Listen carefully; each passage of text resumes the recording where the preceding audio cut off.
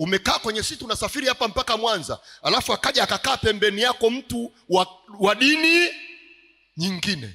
Yesu, najifunika kwa damu yako, nakemea roho isiniingie. Mungu nisaidie. Naishi kama vile nimekaa na jini hapa. Baba naomba nisaidie. Yaani unaishi kwa wasiwasi mpaka unatamani konda akubadilishie siti. Haikuwa hivyo mwanzoni.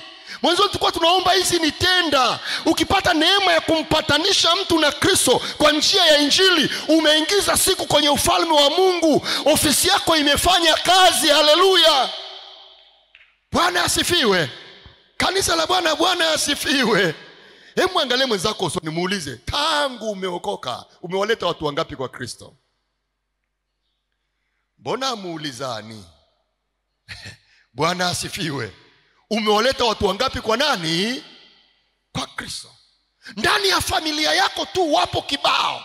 Acha hao mbali. Ndani ya familia yako, mama yako mwenyewe hajaokoka, baba yako mwenyewe hajaokoka, kaka zako wenyewe hawajaokoka, ndugu zako wenyewe hawajaokoka, familia yako wenyewe hawajaokoka, hata watoto wako wenyewe hawajaokoka, na una ofisi ya upatanisho. Sikiliza nikwambie, kabla hujavuka mipaka, anzia kwanza Yerusalemu. Mwambie, Baba, ofisi ya upatanisho ulionipa na neno na upatanisho ulionipa, naomba nilitendee kazi. Kwa nani? Kwa dada yangu. Kwa nani? Kwa kaka yangu. Kwa nani? Kwa baba yangu. Kwa nani? Kwa mama yangu. Bwana, nisife kabla hao watu sijawapatanisha na nani?